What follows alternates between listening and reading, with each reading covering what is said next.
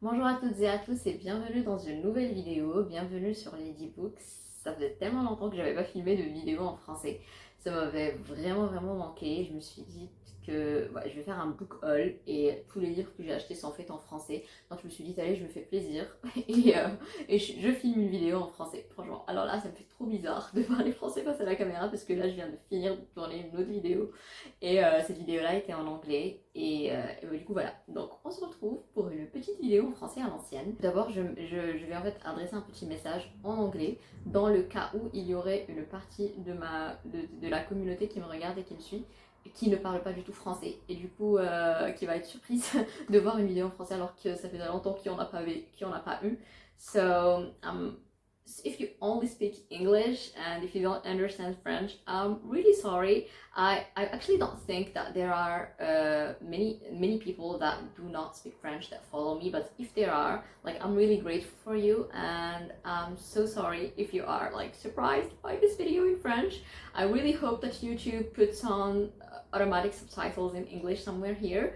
Well, if you don't know, I actually started this channel in French and exclusively in French, and it was going to be stay that way until I realized someday that, well, I actually started reading more and more in English too, but I also realized that the bookish community is kind of more reachable when I talk in English, because even for my French speaking audience, they kind of prefer it when I do videos in English. But from time to time, and that was always the deal, I was still going to do a video here and there in French, especially when, for example, like today, I only have books in French to present, so it made more sense for this video to be in French. So, switch encore une fois vers le français. Et donc aujourd'hui, du coup, je vous retrouve pour un book haul de l'été. Ça faisait longtemps que j'avais pas fait de book haul, un peu à l'ancienne. Du coup, sans plus tarder, je vous laisse avec le générique et on se retrouve juste après.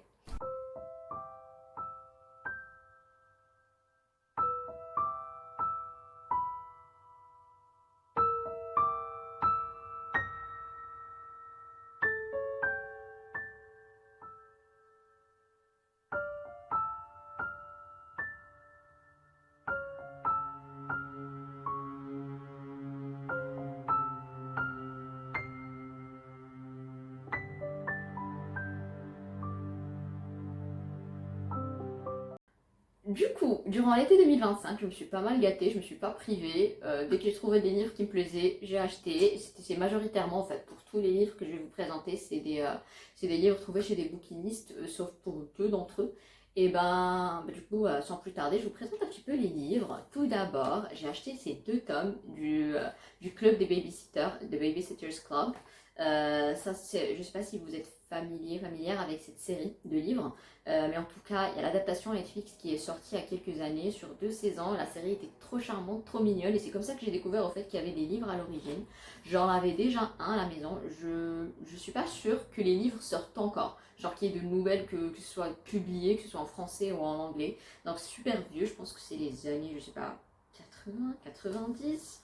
Je suis pas sûre du tout. Mais en tout cas, j'en avais déjà un que j'avais trouvé chez un bouquiniste il y a super longtemps, que j'avais lu, que j'avais pas mal aimé. C'est jeunesse, 10-14 ans. C'est light, c'est très accessible et enfin, voilà, c'est mignon. Et en plus, ça fait passer un bon moment, c'est sans prise de tête et ça fait retomber en fait en enfance. Là, j'ai trouvé, j'ai décidé de continuer de les collectionner. À chaque fois que j'en trouverai, j'en achèterai. Bien sûr, je pense que je les lirai aussi. Tout comme j'ai lu l'autre, je les lirai pas dans l'ordre du coup parce que je les trouve pas dans l'ordre.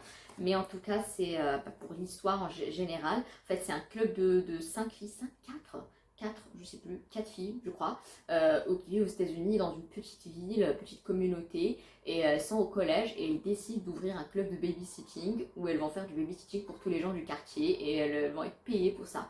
Et donc, c'est comme ça que naîtra le club des babysitters et elles vont vivre à chaque fois plusieurs aventures. Du coup, là, moi, ce que j'ai ici, c'est Carole et l'ennemi invisible et Valérie et l'enfant disparu. Je pense que c'est respectivement les 2 et le 4 dans cette série, mais je pense qu'il y a plus de livres, qu'il n'y a pas que 4 tomes, parce que là par exemple celui que j'ai entre les mains, c'est le... je sais plus, mais il y a plusieurs autres titres ici, donc il y en a définitivement plus que 4 tomes dans la série des Babysitters. Et j'espère que j'en trouverai plus et que je tomberai et que je pourrai mettre les mains sur plus parce que c'est une série qui m'intéresse vraiment de collectionner. Ensuite, notre prochain livre, c'est Le travail des autres de Jean Davidson. Ça, c'est un livre de non-fiction sur lequel je suis tombée, je ne connaissais pas du tout, mais du coup, en lisant un petit peu le sommaire, j'ai trouvé que ça faisait beaucoup écho à ce que je fais en cours, du coup, à l'université. Et donc, ça parle un peu de plusieurs, ça regroupe un peu plusieurs théoriciens et plusieurs, dans Marx. Marx avec son système, le système socialiste, etc.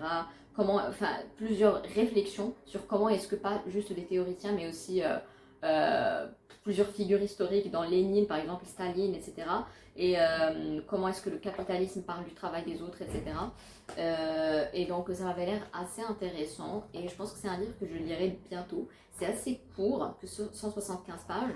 Du coup, voilà. Ensuite, j'ai acheté une sorte de livre graphique. Ça s'appelle Planète la planète. C'est les éditions La Découverte, donc du journal Le Monde. Et il me semble que l'auteur de ce livre est Plantu. C'est un caricaturiste chez Le Monde, du coup. Et qui a décidé de faire un livre sur comment. C'est un livre plutôt vieux. Donc, c'est un livre qui parle de comment est-ce que la planète n'est plus nette. Et comment est-ce que les gens qui gouvernent le monde, que ce soit les gouvernements d'Occident ou d'Orient, qui contrôlent le monde et qui menacent, voilà, et on parle d'un monde qui est sur les bords de la guerre totale. Et déjà, où le livre est publié, déjà il nous dit peut-être que nous sommes déjà dans cette situation de guerre totale sans nous en rendre compte. Et c'est un livre qui est en caricature.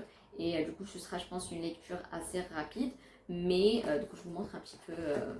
Je suis en train de montrer juste à moi-même les dessins alors que moi j'ai déjà vu ça. Du coup, voilà, ça a l'air assez.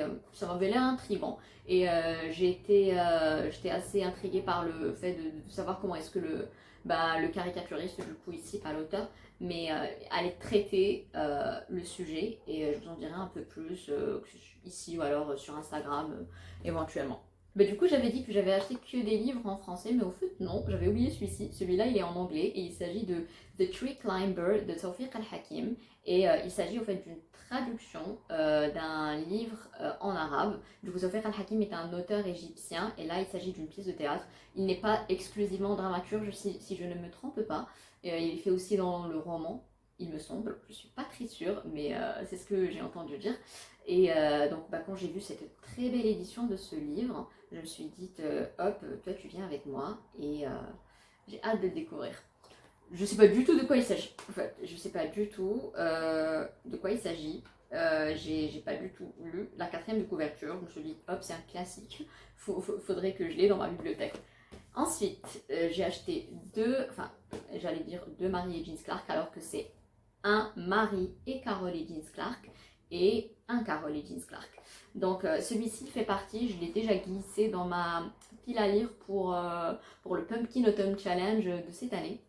Et il s'agit de Forever, donc même si le nom c'est Forever, mais le livre est en français.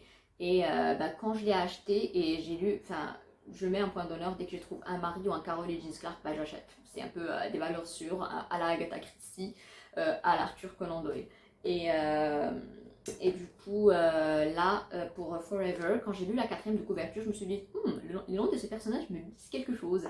Et effectivement, je ne me suis pas trompée parce que les personnages principaux, donc Regan Riley et son maintenant fiancé Jack, sont des personnages qui étaient.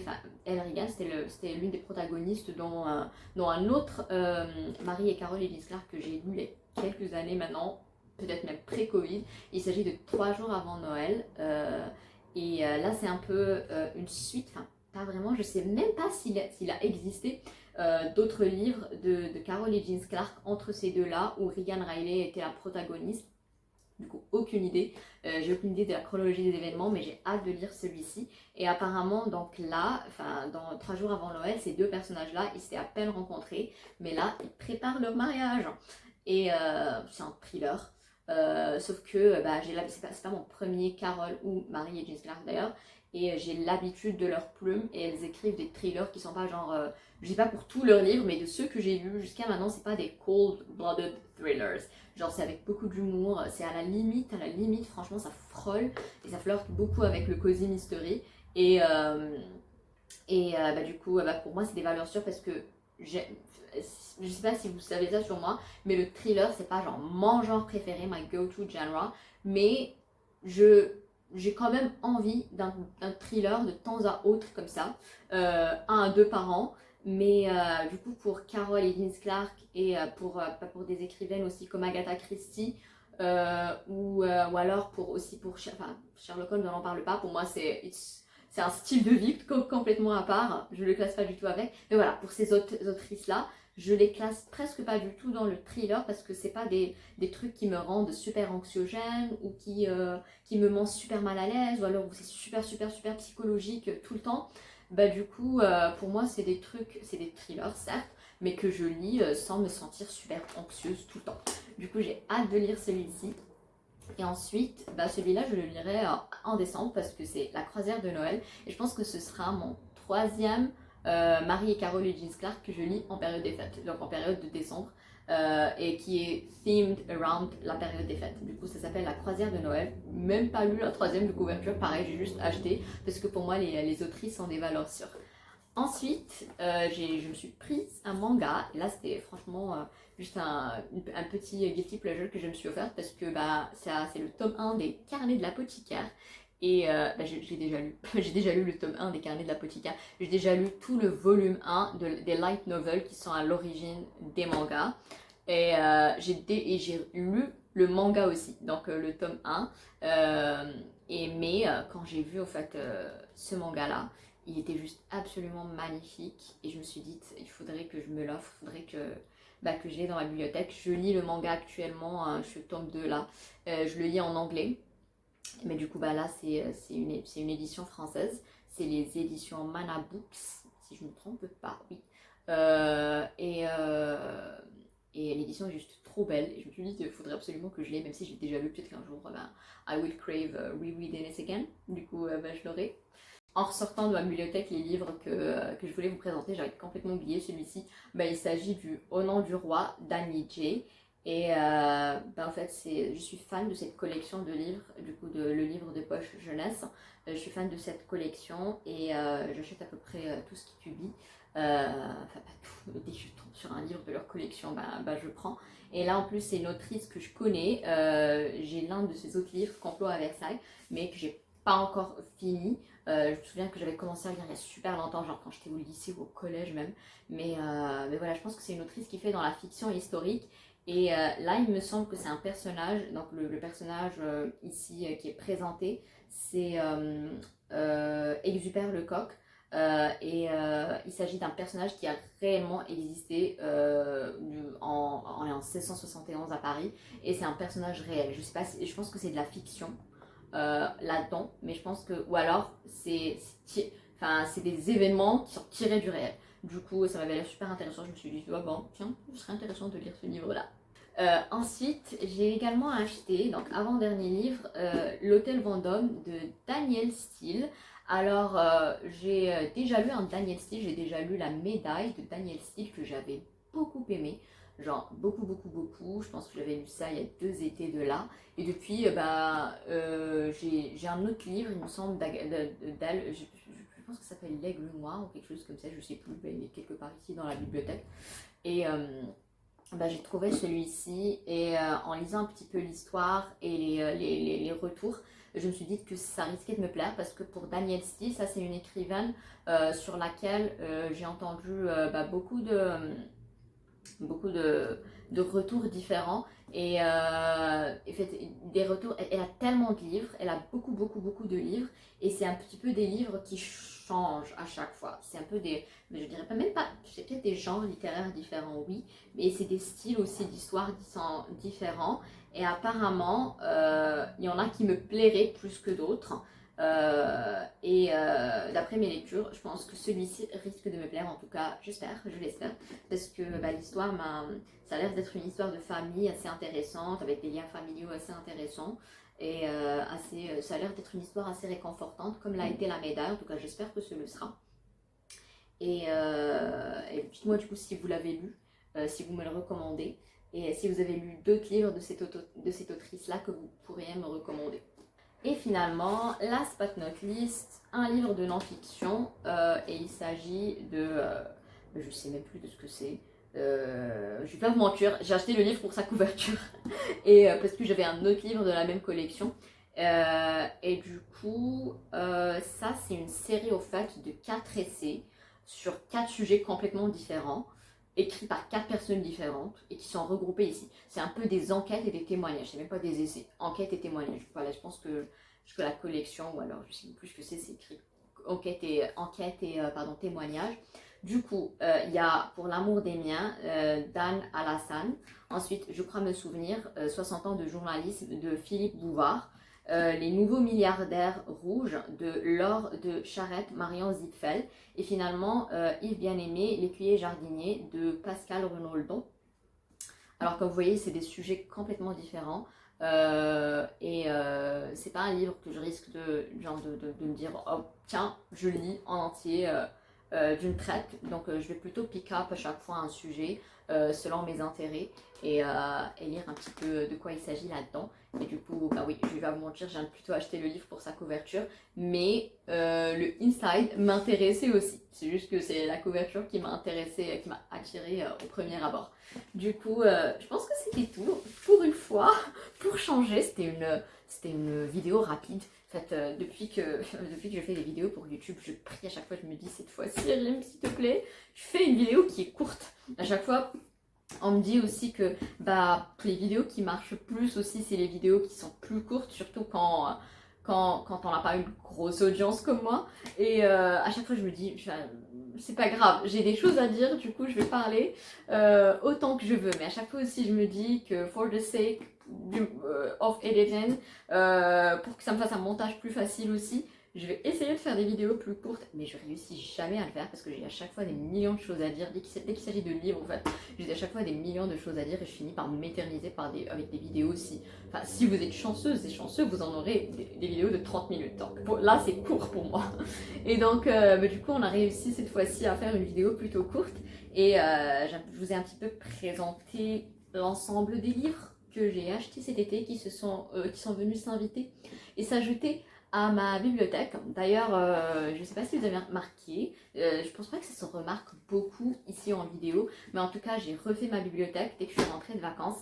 J'ai une nouvelle étagère au fait, mais ça reste un petit peu la même disposition pour vous, et pour moi, ça change. Et je prévois de faire dans les prochains jours, prochaine semaine peut-être. Je prévois de filmer ça en septembre. Je sais pas quand vous venez ça. Mais en tout cas, je voudrais faire une library tour. Ça, ce sera certainement une vidéo, je pense, en anglais. Et dites-moi si ça vous plaira. En tout cas, sur Instagram, vous étiez nombreuses et nombreux à me dire que ça vous plairait énormément de voir une library tour, full library tour ici sur YouTube. Voilà, c'était tout pour moi en fait pour cette vidéo. J'espère que vous allez bien, que vous avez passé un très bel été, que vous êtes prêtes et prêts pour l'automne. En tout cas, moi je suis trop heureuse que ce soit enfin l'automne. C'est genre avec l'hiver, c'est mes saisons préférées de l'année. J'ai hâte pour toutes les lectures, tous les dramas, tous les films, toutes les sorties, toutes les choses que l'automne a à nous ramener.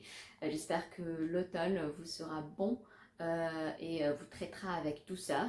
Et j'espère que vous allez bien du coup.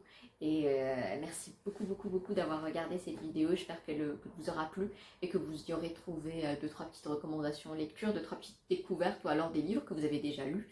Dites-moi si vous avez déjà lu certains de ces livres-là, ce que vous en avez pensé. Et moi, sans plus tarder, je vous dis à très bientôt dans une nouvelle vidéo. Gros bisous, je vous aime.